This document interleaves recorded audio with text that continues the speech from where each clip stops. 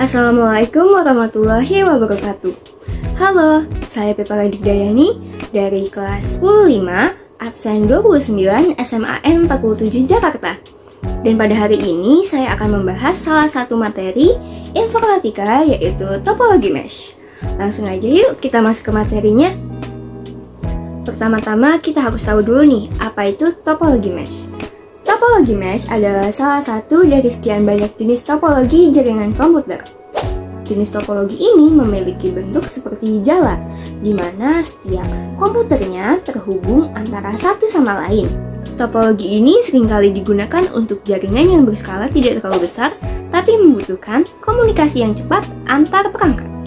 Alasan mengapa topologi ini digunakan pada jaringan skala menengah atau bahkan kecil, yakni karena model topologi mesh yang cenderung rumit dan membutuhkan banyak kabel. Maka dari itu, apabila diterapkan pada jaringan yang berskala besar, justru dikhawatirkan kurang efektif. Adapun karakteristik dari topologi mesh ini adalah yang pertama, pada topologi mesh, setiap komputer akan saling terhubung satu sama lain. Yang kedua, untuk menghubungkan tiap komputernya, topologi mesh akan menggunakan banyak kabel. Dan yang ketiga, setiap perangkat memiliki paling tidak 2 atau lebih port input atau output. Setelah membahas karakteristik, kita masuk ke jenis. Di sini ada dua, yaitu yang pertama, topologi mesh fully connected, di mana adalah jenis topologi yang semua perangkatnya saling terhubung dengan perangkat lainnya. Artinya, jika terdapat 6 perangkat, maka setiap perangkatnya akan terkoneksi atau terhubung dengan 5 perangkat lainnya. Yang kedua, ada topologi mesh partial connected. Jadi, jika sebelumnya setiap perangkat itu terhubung dengan perangkat lainnya secara penuh, maka jenis ini tuh sebaliknya. Perangkat pada topologi mesh partial connected tidak terhubung secara penuh. Jadi, hanya ada beberapa yang terhubung dan beberapanya itu tidak. Selanjutnya, saya akan membahas tentang kelebihan dan kekurangan dari topologi mesh.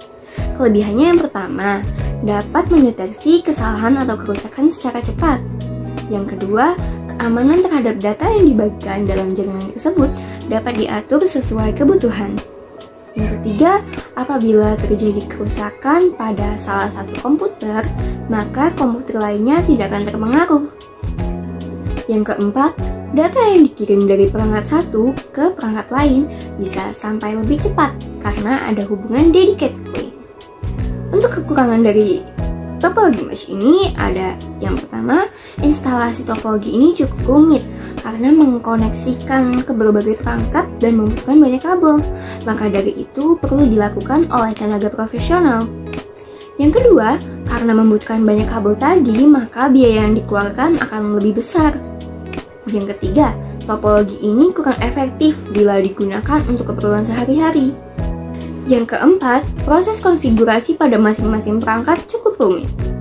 Dan yang terakhir, biaya maintenance topologi cenderung besar. Baik, itu tadi materi yang bisa saya sampaikan pada hari ini tentang topologi mesh.